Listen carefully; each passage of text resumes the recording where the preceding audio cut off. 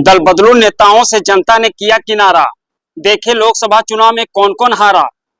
हिंदी फिल्मों का एक मशहूर गाना था, इधर चला मैं उधर चला अरे फिसल गया। इधर उधर के चक्कर में फिसलने का नजारा 2024 के लोकसभा चुनाव में खूब दिखाई दिया। लोकसभा चुनाव 2024 में वोटर ने दल बदलू नेताओं को सिरे से नकार दिया है।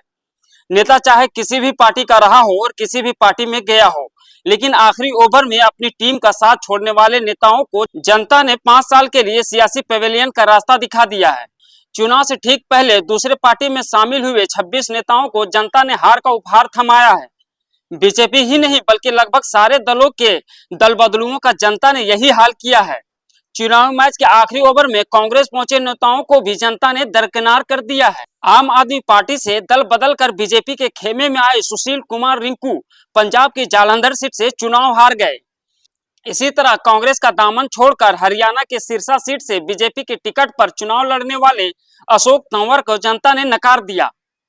हरियाणा की ही हिसार सीट पर कांग्रेस छोड़कर बीजेपी की ओर से लड़ने वाले रणजीत चौटाला के जनता ने हरा दिया। पंजाब की लुधियाना सीट पर कांग्रेस छोड़कर बीजेपी से लड़ने वाले रवनीत सिंह बिट्टू से वोटर ने मुंह मोड़ लिया। तृणमूल छोड़कर बीजेपी का दामन थामने वाले तापस रॉय को पश्चिम बंगाल की कोलकाता उत्तर सीट पर हार का सामना करना पड़ा। वहीं असम के नगांव में वोटर्स ने कांग्रेस से बीजेपी में आए सुरेश बोरा को हार का रास्ता दिखा दिया। केरल के कन्नूर सीट पर कांग्रेस से बीजेपी में आए सी रघुनाथ चुनाव हार गए। कांग्रेस छोड़कर बीजेपी में आई परनीत कौर को पंजाब की पटियाला सीट से हार का मुंह देखना पड़ा।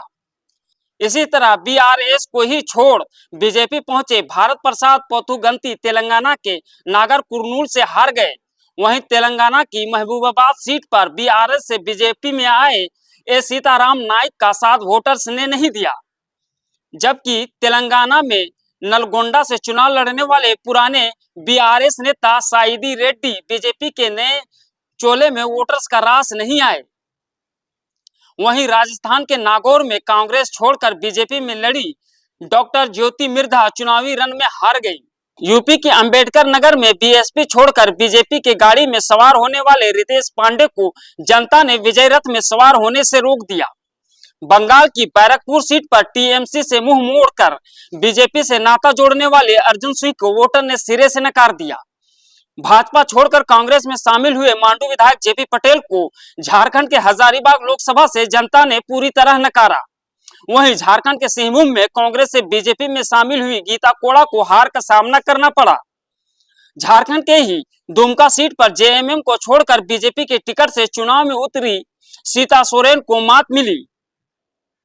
इसी तरह कांग्रेस छोड़कर बीजेपी का दामन थामने वाले किरण कुमार रेड्डी को आंध्र प्रदेश के राजमपेट से जनता ने ना बोल दिया।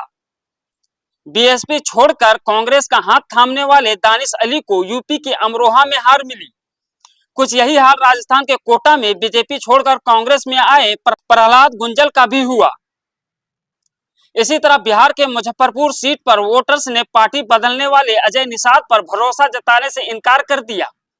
वहीं तेलंगाना के चेवल्ला सीट पर बीआरएस छोड़कर कांग्रेस में आए जी रंजीत रेड्डी को हार का सामना करना पड़ा। तेलंगाना का ही सिकंदराबाद सीट पर बीआरएस से कांग्रेस पहुंचने वाले दानम नागेंद्र भी विक्ट्री रेस की फिनिशिंग लाइन तक नहीं पहुंच पाए। वहीं तेलंगाना की मलकाजगिरी में सुनीता महेंद्र रेड्डी को बीआरएस छोड़कर कांग्रेस में जाने का हर्जाना हार के रूप में चुकाना पड़ा। जबकि जदयू छोड़कर आरजेडी का दामन थामने वाली बीमा भारती पूर्णिया से हार गईं। इसी तरह जेडीयू से ही आरजेडी में आए अभय कुशवाहा भी औरंगाबाद में अपनी सीट बचा नहीं पाए। राजस्थान के बांसवाड़ा में कांग्रेस से बीजेपी में आए महेंद्रजीत सिंह मालवीय चुनाव हार गए। इसी तरह बीआरएस से आए बीबी पाटिल को बीजेपी वालों ने चाहे अपना लिया हो, लेकिन तेलंगाना के जहीराबाद सीट पर वोटर से उन्हें स्वीकार करने से साफ इनकार कर दिया। इसी तरह तेलंगाना के वारंगल में बीआरएस छोड़कर बीजेपी के नाव में सवार हुए अरूरी रमेश का खवैया बनने से वोटर ने इनकार कर दिया।